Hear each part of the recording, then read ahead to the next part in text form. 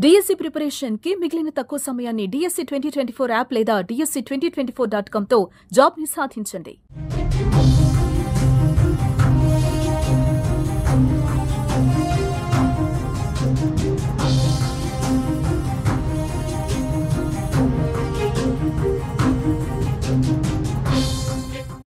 భారత్ పాక్ ఉద్రిక్తతల వేళ కీలక పరిణామాలు చోటు చేసుకుంటున్నాయి. కాల్పుల విరమణ ప్రకటన తర్వాత తొలిసారి రెండు దేశాల మిలిటరీ ఆపరేషన్స్ డైరెక్టర్ జనరల్ సమావేశం జరగనుంది. ఆపరేషన్ సింధూర్ ఆ తర్వాత చోటు చేసుకున్న పరిణామాలతో అమెరికా జోక్యం చేసుకుంది. కాల్పుల విరమణ ఒప్పించుకుంది.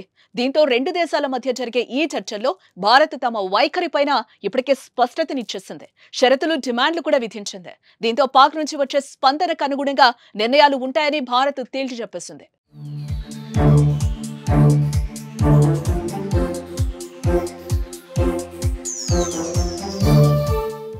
పాక్ ముందు ప్రధానంగా రెండు డిమాండ్లు భారత్ ఉంచింది. అందులో ఒకటి పీఓకే స్వాధీనం, మసూద్ అజర్ను అప్పగించడం. మొదటి నుంచి భారత డిమాండ్లు ఇవే. ఉగ్రవాదాన్ని, ఉగ్రవాదులు లేకుండా చేయడం భారత్ లక్ష్యం.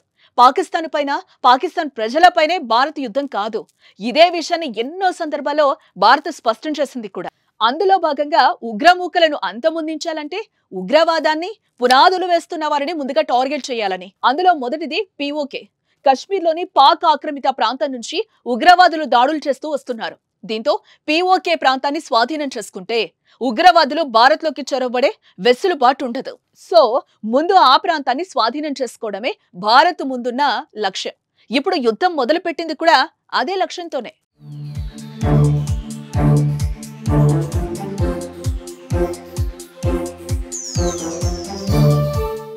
మరొక డిమాండ్లో జైషే మొహమ్మద్ అధినేత మసూద్ అజర్ను భారత్కు అప్పగించడం. ఉగ్రవాదాన్ని రెచ్చగొట్టడం, ఉగ్రవాదులకు శిక్షణ ఇవ్వడంలో మసూద్ అజర్ ముఖ్య పాత్ర.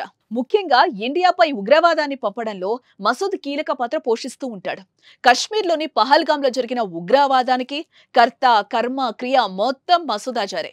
అందుకే అజర్ను అప్పగించాలంటూ భారత్ మరో డిమాండ్ వినిపించింది. అయితే పాకిస్తాన్ ఈ డిమాండ్లను ససేమిరా ఒప్పుకోవాల్సిందే. ఒకవేళ పాక్ ఒప్పుకోకపోతే ఆపరేషన్ సింధూర్ పై భారత్ ఎలాంటి నిర్ణయాలు తీసుకోబోతుంది అనే దానిపై ఉత్కంఠ నెలకొంది. ఇప్పుడు